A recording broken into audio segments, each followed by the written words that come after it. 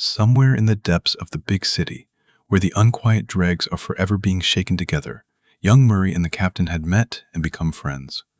Both were at the lowest ebb possible to their fortunes.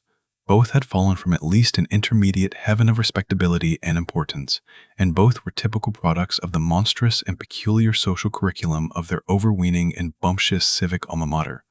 The captain was no longer a captain. One of those sudden moral cataclysms that sometimes sweep the city had hurled him from a high and profitable position in the police department, ripping off his badge and buttons and washing into the hands of his lawyers the solid pieces of real estate that his frugality had enabled him to accumulate. The passing of the flood left him low and dry. 1 month after his disabilitation, a saloon keeper plucked him by the neck from his free lunch counter as a tabby plucks a strange kitten from her nest and cast him asphaltward. This seems low enough. But after that he acquired a pair of cloth top, button Congress gaiters, and wrote complaining letters to the newspapers. And then he fought the attendant at the municipal lodging house who tried to give him a bath. When Murray first saw him, he was holding the hand of an Italian woman who sold apples and garlic on Essex Street, and quoting the words of a songbook ballad. Murray's fall had been more Luciferian, if less spectacular. All the pretty, tiny little kickshaws of Gotham had once been his. The megaphone man roars out at you to observe the house of his uncle on a grand and revered avenue. But there had been an awful row about something, and the prince had been escorted to the door by the butler, which, in said avenue, is equivalent to the impact of the avuncular shoe. A weak Prince Hal, without inheritance or sword, he drifted downward to meet his humorless Falstaff and to pick the crusts of the streets with him. One evening they sat on a bench in a little downtown park. The great bulk of the captain, which starvation seemed to increase, drawing irony instead of pity to his petitions for aid, was heaped against the arm of the bench in a shapeless mass. His red face, spotted by tufts of vermilion, weak old whiskers, and topped by a sagging white straw hat, looked, in the gloom, like one of those structures that you may observe in a dark Third Avenue window, challenging your imagination to say whether it be something recent in the way of ladies' hats or a strawberry shortcake. A tight, drawn belt, last relic of his official spruceness, made a deep furrow in his circumference. The captain's shoes were buttonless. In a smothered bass he cursed his star of ill luck. Murray, at his side, was shrunk into his dingy and ragged suit of blue serge. His hat was pulled low. He sat quiet and a little indistinct, like some ghost that had been dispossessed. "I'm hungry," growled the captain. "By the top sirloin of the bull of Bashan, I'm starving to death. Right now, I could eat a Bowery restaurant clear through to the stovepipe in the alley. Can't you think of nothing, Murray?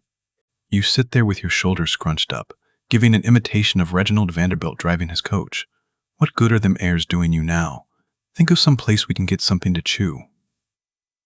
"You forget, my dear captain," said Murray, without moving, "that our last attempt at dining was at my suggestion."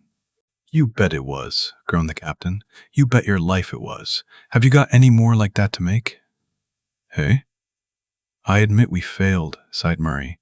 "I was sure Malone would be good for one more free lunch after the way he talked baseball with me the last time I spent a nickel in his establishment." "I had this hand," said the captain, extending the unfortunate member. "I had this hand on the drumstick of a turkey and 2 sardine sandwiches when them waiters grabbed us." "I was within 2 inches of the olives," said Murray. "Stuffed olives. I haven't tasted one in a year." "What do we do?" grumbled the captain. "We can't starve." "Can't we?" said Murray quietly. "I'm glad to hear that. I was afraid we could." "You wait here," said the captain, rising heavily and puffily to his feet. "I'm going to try to make one more turn. You stay here till I come back, Murray. I won't be over half an hour. If I turn the trick, I'll come back flush." He made some elephantine attempts at smartening his appearance. He gave his fiery mustache a heavenward twist. He dragged into sight a pair of black-edged cuffs, deepened the crease in his middle by tightening his belt another hole, and set off, jaunty as a zoo rhinoceros, across the south end of the park. When he was out of sight, Murray also left the park, hurrying swiftly eastward. He stopped at a building whose steps were flanked by 2 green lights. "A police captain named Maroney," he said to the desk sergeant, "was dismissed from the force after being tried under charges 3 years ago. I believe sentence was suspended. Is this man wanted now by the police?" "Why are ye asking?" inquired the sergeant with a frown. "I thought there might be a reward standing," explained Murray easily. "I know the man well. He seems to be keeping himself pretty shady at present. I could lay my hands on him at any time.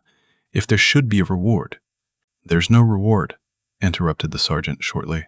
The man's not wanted, and neither are ye. So, get out. Ye are friendly with and ye would be selling Out with ye quick, or I'll give ye a start." Murray gazed at the officer with serene and virtuous dignity. "I would be simply doing my duty as a citizen and gentleman," he said severely, "if I could assist the law in laying hold of one of its offenders." Murray hurried back to the bench in the park. He folded his arms and shrank within his clothes to his ghost-like presentment. 10 minutes afterward, the captain arrived at the rendezvous, windy and thunderous as a dog day in Kansas. His collar had been torn away, his straw hat had been twisted and battered, his shirt with oxblood stripes split to the waist.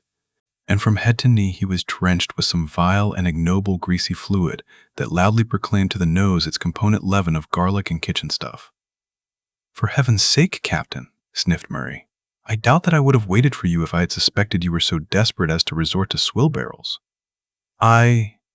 "Cheese it," said the captain harshly. "I'm not hogging it yet. It's all on the outside. I went around on Essex and proposed marriage to that Katrina that's got the fruit shop there. Now, that business could be built up. She's a peach, as far as a dago could be. I thought I had that Senorina mashed ashore last week. But look what she done to me. I guess I got too fresh. Well, there's another scheme queered." "You don't mean to say," said Murray with infinite contempt, "that you would have married that woman to help yourself out of your disgraceful troubles?" "Me?" said the captain. "I'd marry the Empress of China for one bowl of chop suey. I'd commit murder for a plate of beef stew. I'd steal a wafer from a waif. I'd be a Mormon for a bowl of chowder."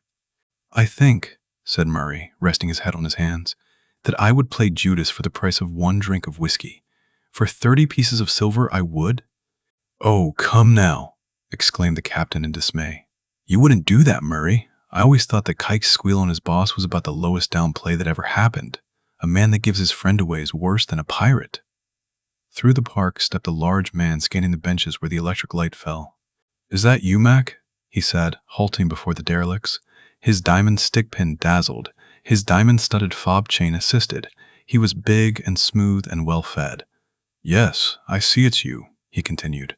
"They told me at Mike's that I might find you over here. Let me see you a few minutes, Mac." The captain lifted himself with a grunt of alacrity. If Charlie Finnegan had come down in the bottomless pit to seek him, there must be something doing. Charlie guided him by an arm into a patch of shadow. "You know, Mac," he said, "they're trying Inspector Pickering on graft charges." "He was my inspector," said the captain. "O'Shea wants the job," went on Finnegan. "He must have it. It's for the good of the organization. Pickering must go under. Your testimony will do it. He was your man higher up when you were on the force. His share of the boodle passed through your hands. You must go on the stand and testify against him." "He was," began the captain. "Wait a minute," said Finnegan. A bundle of yellowish stuff came out of his inside pocket. $500 in it for you, $250 on the spot, and the rest. "He was my friend, I say," finished the captain. "I'll see you and the gang and the city and the party in the flames of Hades before I'll take the stand against Dan Pickering.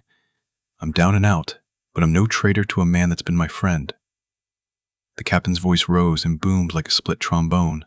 "Get out of this park, Charlie Finnegan, where us thieves and tramps and boozers are your betters, and take your dirty money with you." Finnegan drifted out by another walk. The captain returned to his seat. "I couldn't avoid hearing," said Murray drearily.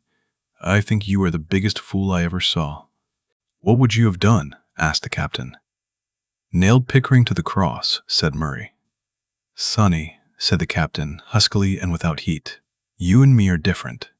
New York is divided into two parts, above 42nd Street and below 14th.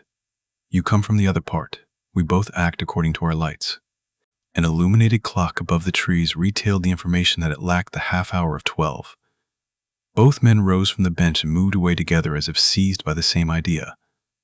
They left the park, struck through a narrow cross street, and came into Broadway at this hour as dark, echoing, and depeopled as a byway in Pompeii. Northward they turned, and a policeman who glanced at their unkempt and slinking figures withheld the attention and suspicion that he would have granted them at any other hour and place. For on every street in that part of the city, other unkempt and slinking figures were shuffling and hurrying toward a converging point, a point that is marked by no monument save that groove on the pavement worn by tens of thousands of waiting feet.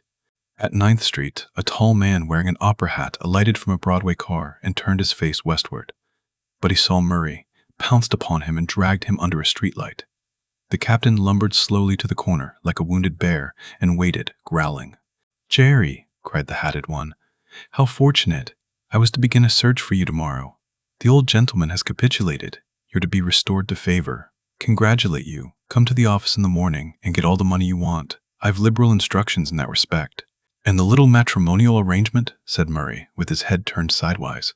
"Why, well, of course, your uncle understands, expects that the engagement between you and Miss Vanderhurst shall be." "Good night," said Murray, moving away. "You madman!" cried the other, catching his arm.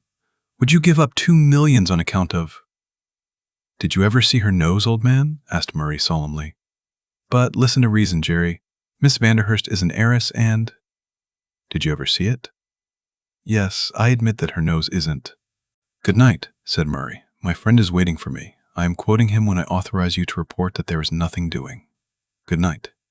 A wriggling line of waiting men extended from a door in 10th Street far up Broadway on the outer edge of the pavement. The captain and Murray fell in at the tail of the quivering millipede. 20 feet longer than it was last night," said Murray, looking up at his measuring angle of Grace Church. "Half an hour," growled the captain, "before we get our punk." The city clocks began to strike 12. The breadline moved forward slowly, its leathern feet sliding on the stones with the sound of a hissing serpent, as they who had lived according to their lights closed up in the rear.